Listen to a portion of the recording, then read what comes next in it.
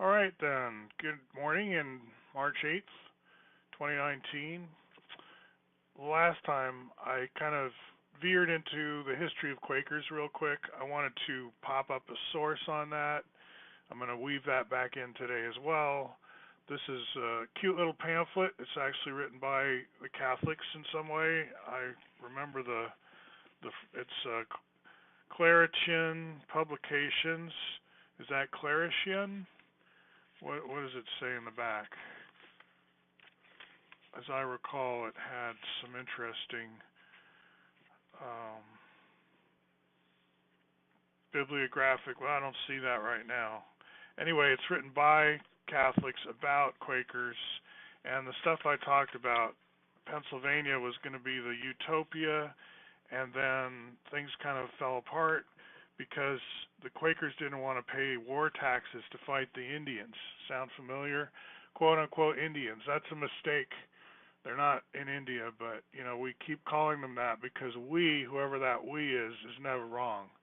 It does not ever admit being wrong. So beliefs are very important to that group, and you don't admit anything usually. So they're not Indians. We do know that, and over time, slowly, actually the names they gave themselves might even have relevance at some point. And here in Oregon, we have Tulalip. Actually, that's Washington. Imposing these grids. You can look through several layers at once. Actually, what I want to talk about actually is the map of the United States, we could call it, or of North America, because some of the stuff that I'm talking about could work well outside of, say, the territorial lower 48, for example. And I want to talk more about the whole camp idea. Camping, the verb to camp, the pictures it conjures, where does it appear in the culture? Let's take a little bit of an inventory of current situation, and then I'll project forward based on some of this Quaker history as well. Now, so I'll start with that. Conscientious objectors. Quakers think outward war is for losers. We could get into it in more detail at some other time. But because the government is founded on the principle of you can follow your religion to a point, and if it's really basic to your religion, even some drugs you can take, like here in Oregon, it's okay if you're into ayahuasca, if you're into this particular religion, because it's integral to the practice. It might be true with peyote in some cases.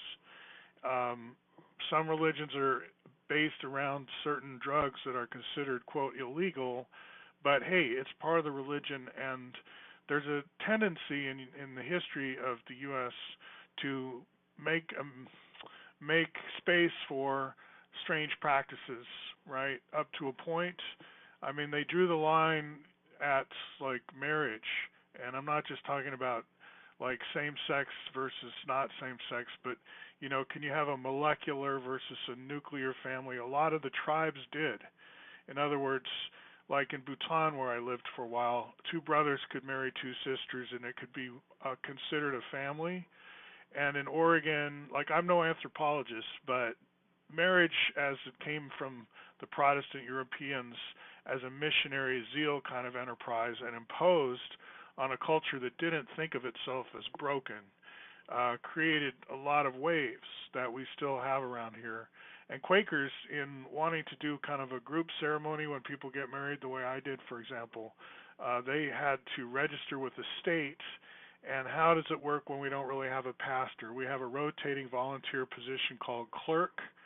And how is that the same as a pastor and so forth? Anyway, whatever the Native Americans negotiated with the state of Oregon, Quakers were able to somewhat piggyback on that. It's like, yeah, we do like what they do more, so let's get in under that radar or whatever. So Quakers, conscientious objectors, didn't want to fight the Indian Wars. People did anyway. No one necessarily listens to Quakers. Quakers don't like the wars. They leave the country a lot. My dad left the country. People go to Costa Rica, start whole new communities. It's like Quakers, when you say love it or leave it, they sometimes leave it.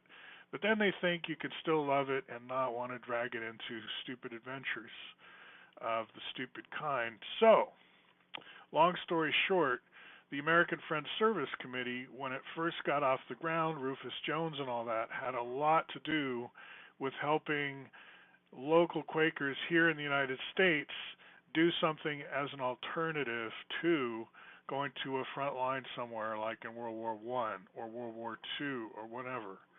So my friend Doug Strain, he went he didn't go to a Quaker work camp, but they did experiment on him. In other words, his alternative service was to help the Army figure out how little you can feed people and get away with it so they still can survive and do their jobs, but you don't want it to be cost prohibitive. Um, all these different things, right? Let's talk about prototyping in that sense. A lot of people are eager to help make things better. And there are these huge camps already called refugee camps, so we have those. We have scouting. Scouting is about helping people doing good service, right? American Friends Service Committee. I'm thinking of Turkish here a little bit, culture. A lot of cultures want to help the world. It's not just the U.S. that has a Peace Corps. So there's a lot of idealistic youth everywhere who want to help, and sometimes they think they can really help somewhere besides their own country. And we could say, well, that's very arrogant. How dare you come to America to try to fix us? But then we send people everywhere, we, Americans, we send people everywhere to go fix everything. So it seems like uh, it's a multi-traffic world, right? Where we all try to help each other. And I don't, missionary, it doesn't have to be your reason. You're not there to create a new religion or extend a religion. You're there to be a citizen diplomat. You realize that the world will be a better place to the extent that we have actual, not just tolerance, but real friendships between, and not even in quotes, like I don't mean that cynically, but we could have a better planet to the extent that we mix it up in an organized and non-stupid way, i.e. not through outward wars, which is another way that people get to know each other, but not in a really great way, right? So we've got scouting, and then we've got the nightmare of the work camp that's forced work camp, prison camp, keeping people penned in, and we do that now with people coming over the border and stuff. They're penned in, and it's like more like a prison. You can't leave at will until you're processed or whatever. And then we have the idea of a detox camp, or where you go to get off the internet, or where you go to get away from 5G, or where you go, in other words, therapeutic, the idea of a spa. That's old, right? I mean, that goes way back. People go, you could call it a camp, but here I'm phasing into resort, right?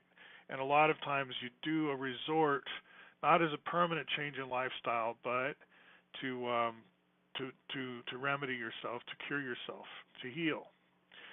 Here in Portland, by the way, we have what's called outdoor school, and I want to end on this note. How many kids, by the time they leave high school, have they ever seen a night sky with no light pollution? In other words, they've seen the Milky Way and very, very bright stars, the big vista.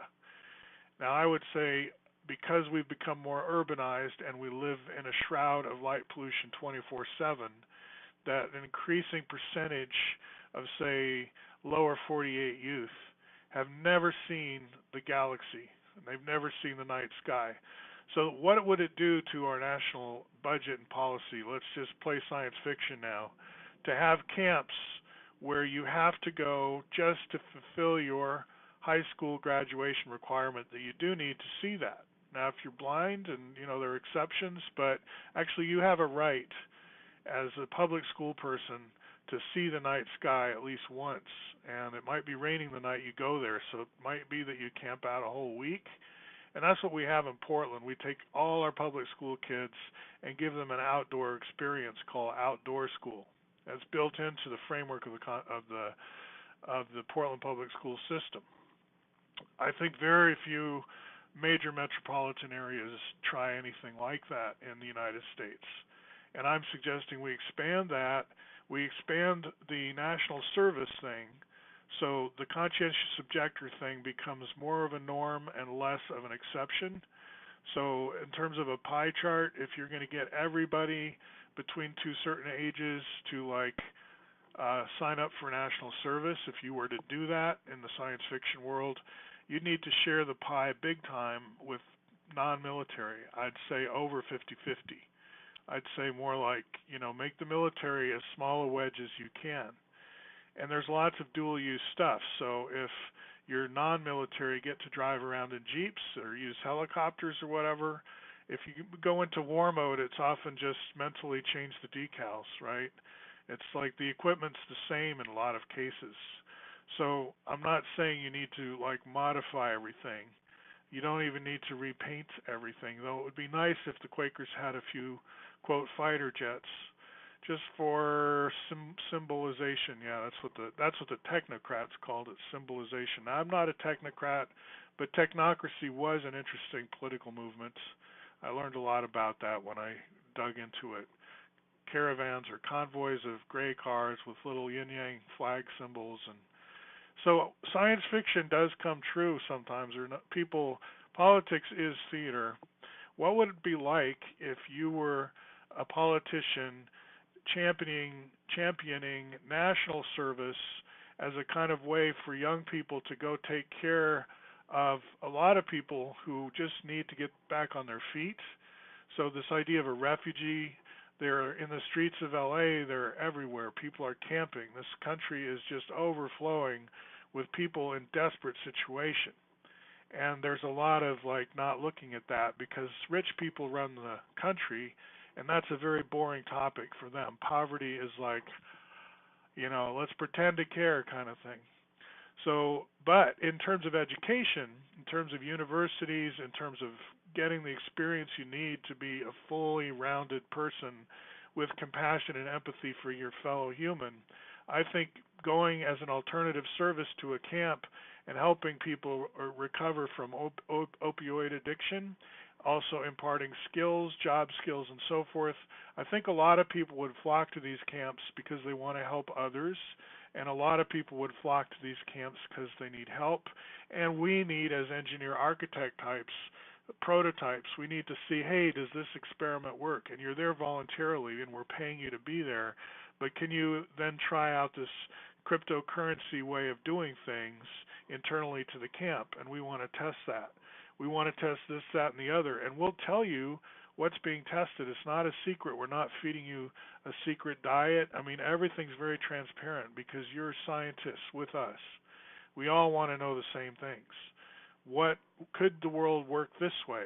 Hydroponics, vertical farms, all these things that need to be tried take a lot of people, and we need scouts to join us and help us try these things.